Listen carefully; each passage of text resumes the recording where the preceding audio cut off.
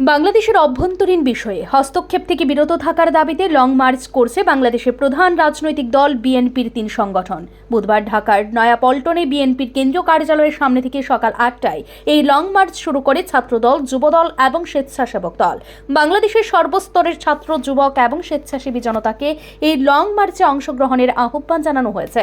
কেন long March করছেন প্রশ্নের উত্তরে বাংলাদেশের প্রধান রাজনৈতিক দল বিএনপির অঙ্গ সংগঠন যুবদলের সভাপতি আব্দুল মোনায়েম মুন্না বলেন, গত ২রা ডিসেম্বর ভারতের উত্তর পূর্বাঞ্চলীয় রাজ্য ত্রিপুরার রাজধানী আগরতলায় অবস্থিত বাংলাদেশের সহকারী হাইকমিশনে ভারতের একদল সদস্যের মাধ্যমে সহিংস হামলার ঘটনা ঘটেছে।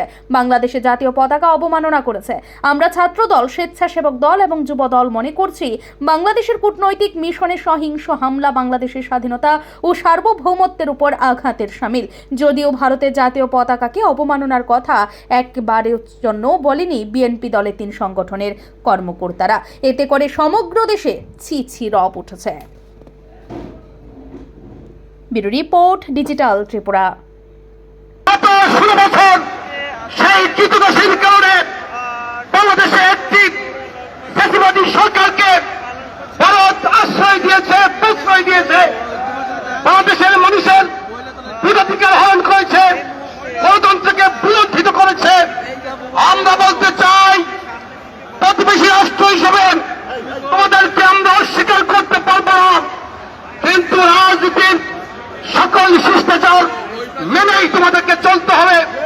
আর না হলে বিএনপির ভারপ্রাপ্ত চেয়ারম্যান, আমাদের সাংগঠনিক অভিভাবক জনাব তারেক রহমানের নেতৃত্বে বাংলাদেশের মানুষ ঐক্যবদ্ধ হয়ে স্বাধীনতা সার্বভৌমত্বের বিপক্ষে যে কোনো ষড়যন্ত্রকে রুখে দিবে এই আশাবাদ ব্যক্ত করে সবাইকে ধন্যবাদ জানিয়ে, প্রিয় বন্ধুরা, বাংলাদেশের পার্শ্ববর্তী একটি রাষ্ট্র নিজেদেরকে গণতান্ত্রিক রাষ্ট্র হিসেবে দাবি করে আমরা দেখতে পেয়েছি এবং গভীর উদ্বেগের সাথে লক্ষ্য করছি ভারত বারবার বাংলাদেশের সাথে বৈষম্যমূলক আচরণ করছে। আমরা যুব সমাজকে ধ্বংস করার জন্য, বাংলাদেশের কৃষি খাতকে ধ্বংস করার জন্য ওরা বাদ দিয়েছে।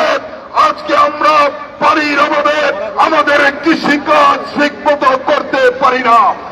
আমরা দেখেছি ভারত বাংলাদেশের অর্থনীতিকে ধ্বংস করার জন্য বারবার পদক্ষেপ নিয়েছে। বন্ধুরা, আজকের এই প্রতিবাদ এবং লং মার্চ থেকে আমরা বলতে চাই, ভারতের যদি শুভবুদ্ধি হৃদয় না হয়, বাংলাদেশের প্রতিটি দেশপ্রেমিক মানুষ তার পতাকার জন্য জীবন দিতে কুণ্ঠাবোধ করবে না।